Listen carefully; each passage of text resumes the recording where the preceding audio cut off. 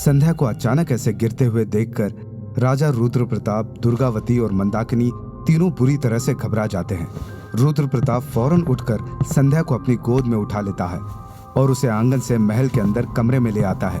कमरे में ले जाकर रुद्र प्रताप संध्या को अपने बिस्तर पर लेटा देता है। दुर्गा, ये संध्या को क्या हुआ? ये अचानक ऐसे बेहोश कैसे हो गई? पता नहीं महाराज, मेरी भी कुछ समझ नहीं आ रहा है। मुझे लगता है कल राजा चंद्रभान और राजवीर के रत्नागिरी आने की खबर सुनकर संध्या घबरा गई और इसीलिए उसे चक्कर आ गया।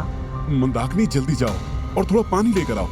रुद्र प्रताप के कहने पर मंदाकिनी फौरन वहां से उठती है और रसोई से एक गिलास में पानी लेकर आती है।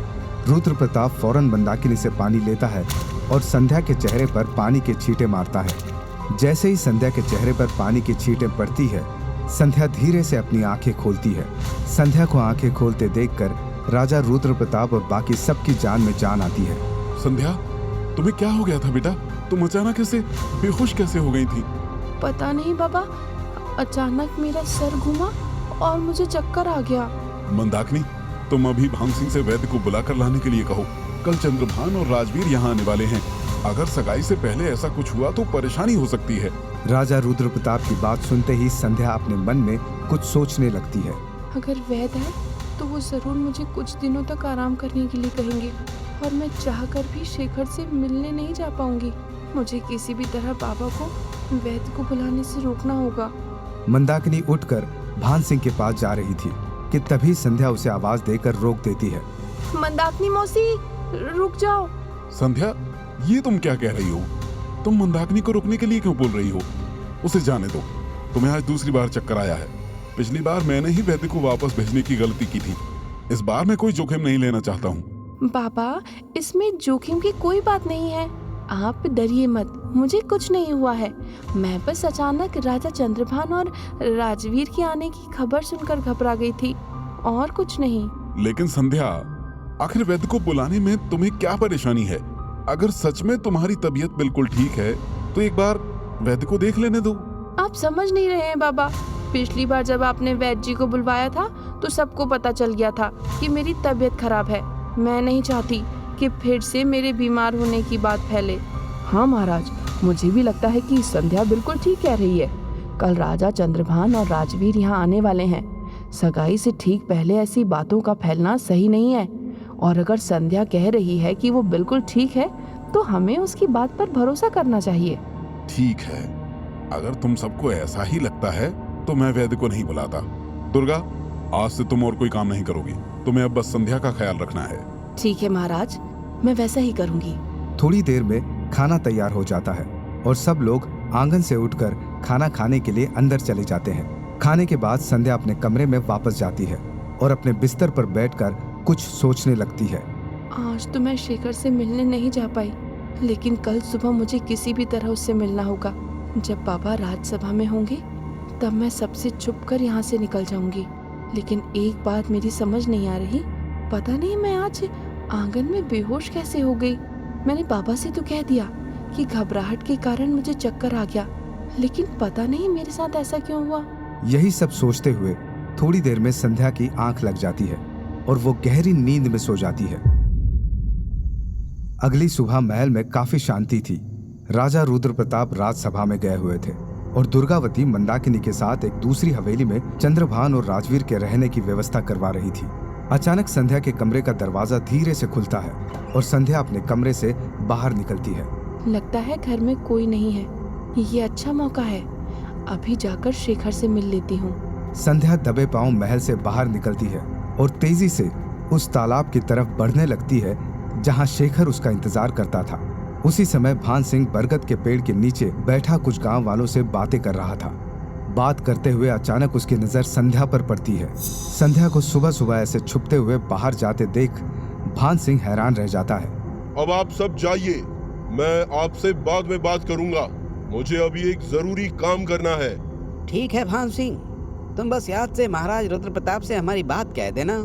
हाँ हाँ, आप उसकी चिंता मत कीजिए। भान सिंह के कहने पर सभी गांव वाले उठकर वहां से चले जाते हैं। उनके जाने के बाद भान सिंह भी बिना समय गवाए संध्या के पीछे पीछे जाने लगता है। आखिर राजकुमारी ऐसे अकेले किधर जा रही है? पता नहीं क्यों मुझे कुछ ठीक नहीं लग रहा है। मुझे अभी राजकुमारी के पीछे जाना चाहिए, कहीं राजकुमारी किसी मुसीबत में न फंस जाए। काफी समय तक आगे बढ़ने के बाद संध्या फिर से उसी तालाब के पास पहुंच जाती है। वहां पहुंचकर वो शेखर को सब तरफ ढूंढने लगती है। अचानक संध्या की नजर उस तालाब से जुड़े हुए खेत पर जाती है। वो खेत शेखर के बाबा का था। संध्या देखती है कि शेखर अपने खेत में काम कर रहा था। उसने अब तक संध्या को नहीं देखा था। संध्या शेखर का ध्यान खींचने के लिए उसे जोर से आवाज देती है। शेखर, शेखर यहाँ आओ, मुझे तुम्हें एक बहुत जरूरी बात बतानी है। संध्या की आवाज सुनते ही शेखर फौरन उसे देख लेता है और खेत से भागते हुए संध्या की तरफ बढ़ने लगता है। बताओ संध्या, तुम किस बात के बारे में बात कर रही हो और तुम इतनी सुबह सुबह यहाँ क्यों आई हो? अगर किसी ने तुम्हें यहाँ देख लिया तो हम दोनों मुसीबत में पड़ सकते हैं। तुम उसकी चिंता मत करो, मुझे किसी ने यहाँ आते हुए नहीं देखा है। घर में अभी कोई नहीं था। ठीक है, बताओ तुम मुझे क्या ज़रूरी बात बताना चाहती हो? शेखर, तुम्हें याद है ना, जब हम पिछली बार मिले थे तो पापा ने भान सिंह को मुझे बुलाने भेजा था। हाँ, मुझे अच्छी तरह याद है और हम उसके यहाँ पहुँचने से पहले ही छुप गए थे। फिर तुम दूसरे रास्ते से महल वापस चली गई थी, लेकिन तुम अभी मुझे वो सब क्यों पूछ रही हो? शेखर, तुम नहीं जानते उस दिन बाबा मुझे क्यों बुला रहे थे। संध्या, तुम जो भी कहना चाहती हो साफ साफ कहो। मुझे तुम्हारी बात बिल्कुल समझ नहीं आ रही है। शेखर, उस दिन बाबा को राजा चंद्रभान का संदेशा आया था। वो चाहते हैं कि इसी महीने मेरी और राजकुमार राजवीर की सगाई हो जाए। क्या? ये तुम क्या कह रही हो संध्या? ये महीना खत्म होने में तो बस 4 दिन ही बचे हैं। हाँ शेखर, इस महीने की आखिरी तारीख को ही मेरी और राजवीर की सगाई तय हुई है। मैं तुम्हें यही बताने के लिए यहाँ आई हूँ। मेरी तो कुछ भी समझ नहीं आ रहा है। अब तुम ही बताओ, हमें क्या करना चाहिए? हमें किसी भी तरह ये सब रोकना होगा संध्या।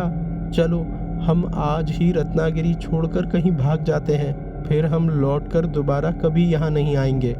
लेकिन शेखर, अगर हम भाग गए तो पापा को कितनी बेइज्जती झेलनी पड़ेगी और माँ पता नहीं क्या कर बैठेगी। भागने से तो अच्छा है मैं खुद पापा को हमारे बारे में बता दूं, उसके बाद वो जो चाहे कहे। शेखर और संध्या बात कर ही रहे थे कि अचानक उन्हें झाड़ियों के हिलने की आवाज सुनाई देती है। जैसे ही वो उस आवाज की तरफ देखते हैं, एक पल के लिए जैसे उनका खून सूख जाता है। झाड़ियों के पास भान सिंह खड़ा था। उसने अब तक उन दोनों की सारी बात सुन ली थी। भान सिंह को वहां देखकर संध्या के माथे पर पसीना आने लगता है। भान सिंह जी, आप यहाँ कब आए? आपको अभी यहाँ नहीं होना चाहिए राजकुमारी। चलिए, हम महल वापस चलते हैं। भान सिंह जी, आप पापा से कुछ मत कहना। अगर उन्हें इसके बारे में पता चला तो वो बहुत नाराज होंगे। राजकुमारी, आप फौरन मेरे साथ चलिए। मैं आपके साथ किसी तरह की जबरदस्ती नहीं करना चाहता। भान सिंह और संध्या उस तालाब से वापस महल की तरफ जाने लगते हैं। संध्या पूरे रास्ते भान सिंह से बस यही गुजारिश करती है कि वो ये बात राजा रुद्र प्रताप को ना बताए। जैसे ही वो महल के दरवाजे के पास पहुंचते हैं, संध्या का शरीर डर के मारे जम सा जाता है। महल के दरवाजे के पास राजा रुद्र प्रताप खड़े थे। वो दूर से ही संध्या और भान सिंह को घूर रहे थे।